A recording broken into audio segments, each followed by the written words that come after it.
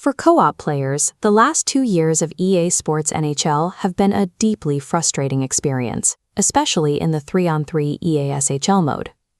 When one company holds an exclusive monopoly over a sport, players are trapped in a vacuum. If you want to play a hockey video game with your friends, you have to play this one, regardless of its state. And the current state isn't a matter of typical software bugs. There is a deep disconnect between what the developers are building and what actual hockey players want to experience. This animated spectrum shows the core identity crisis facing the franchise. On one end, you have flashy, unpredictable arcade gameplay. On the other, grounded, realistic simulation. Right now, the game is tearing itself apart trying to be both. For the upcoming NHL 27 to succeed, the developers have to resolve this clash. They need to pick a definitive lane for their core gameplay loop and actually commit to it. Currently, the developers are leaning heavily into the arcade side of that spectrum. We see this most clearly with mechanics like X factors and the full pressure system. Rather than rewarding players for smart passing or good positioning, X factors function as artificial abilities. They overwrite organic skill, injecting a pure arcade element into what used to feel like a competitive sport. Then there is the full pressure system. In a real game, momentum builds naturally through sustained offensive zone time. Here, the system forces a manufactured momentum swing that feels like a heavy-handed gimmick. This arcade focus bleeds directly into the physics engine. You can have a player spinning and deking in a surreal blur, and the puck remains magnetically glued to their stick without ever losing possession. This unnatural movement is compounded by the L2 backskating glitch, a broken mechanic that players have been exploiting for way too long. The L2 button was never intended to be used this way, but abusers use it to break the intended limits of the game engine, giving them an unnatural speed and maneuvering advantage. When you combine these physics exploits with artificial gimmicks, the result is a game that actively punishes real hockey IQ in favor of pure button manipulation.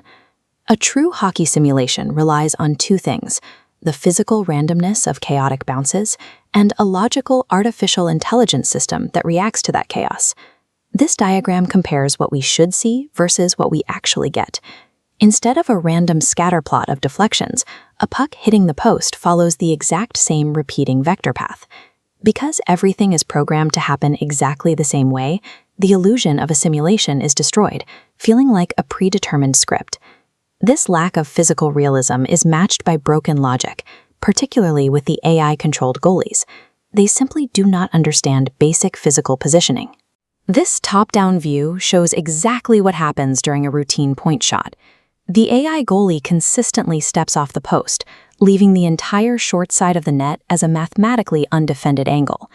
When they aren't completely abandoning the short side, the goalies are trapped in scripted sequences, constantly defaulting to a highly overused stomach flop animation regardless of the play. This systemic breakdown isn't even limited to the gameplay.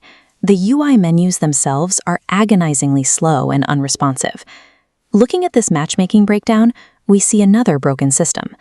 The developers removed the Match My Team Size filter for an unknown reason, mathematically forcing unfair 2 versus 3 player scenarios and destroying competitive integrity. When perfectly predictable puck physics combine with mathematically broken AI and unbalanced matchmaking, the simulation is completely hollowed out. Fixing this for NHL 27 requires immediate subtraction. The developers need to completely remove the X factors and scrap the full pressure gimmick entirely. The rulebook for the 3 versus 3 mode also needs an overhaul. As this layout shows, penalty shots need to be crossed out and replaced with logical 4-on-3 power plays when an infraction occurs. Systemic baseline features have to be restored. The dump the puck mechanic needs to actually work again, and fair team size matchmaking must be brought back to the lobby. On the ice, we absolutely need true randomized puck bounces, and the goalie geometry must be reprogrammed so they actually cover the short side of the net. These aren't wildly ambitious requests. They are the baseline requirements for a functioning sports game. But a lack of market competition breeds this exact kind of stagnant development. Without another company pushing them, EA has coasted. Unless they commit to restoring a true hockey simulation, the future of this franchise remains incredibly bleak.